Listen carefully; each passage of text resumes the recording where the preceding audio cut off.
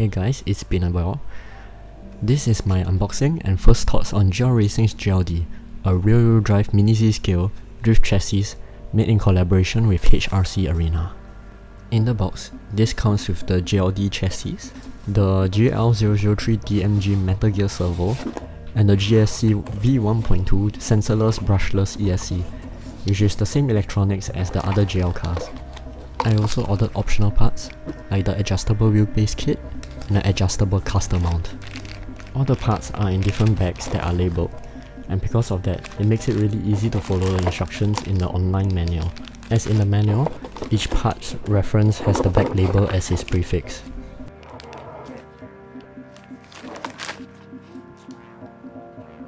On to the chassis. The build quality is really nice. Parts fit together really well without any issues. The car comes with unpainted brake discs, which is pretty cool, as I've never seen it included in any Mini Z car before, and it will really add to the scale look if you paint it in the first place. The car comes with a curved slide rack steering, which in my opinion is very well designed. The entire assembly is made out of metal, and since the rack and the part that holds the bearings in place are metal, there's basically no slop at all. And when I say no slop, I really mean no slop. The steering rack has two protrusions at the side where they would connect to ball links to steer the car. These two protrusions will also act as stoppers, so the slide rack can never dislodge from the steering, even if you throw it at the wall. You can set the motor position to a high position like I have, or you can set it lower and more forward, to adjust the weight distribution of the car according to your preference. And to my knowledge, it's the only car that allows it in its stock form. Unfortunately, the car comes in a fixed 94mm wheelbase, where you need to buy a kit to adjust the wheelbase. The car has adjustable front track width, camber, and toe, while for the rear, you can only adjust the camber.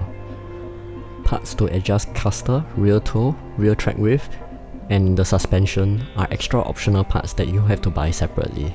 I should mention that the screws included are 1.5mm hex screws that seems to be made from titanium, but I can't confirm it. On to the test drive.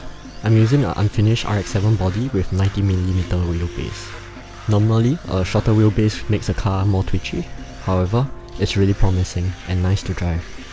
The massive amount of steering lock really helps. I haven't really had much time setting up the car, as unfortunately the servo I received has issues where it just cuts out randomly and starts to overheat.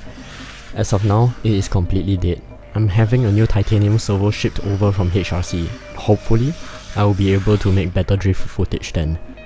For now, enjoy some of the drift footage I can get from a faulty servo. Bear in mind, this is probably not the best the chassis can do yet.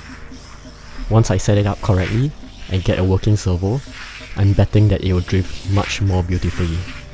So look forward for a shakedown of the GLD in the future. Thank you for watching and keep on drifting.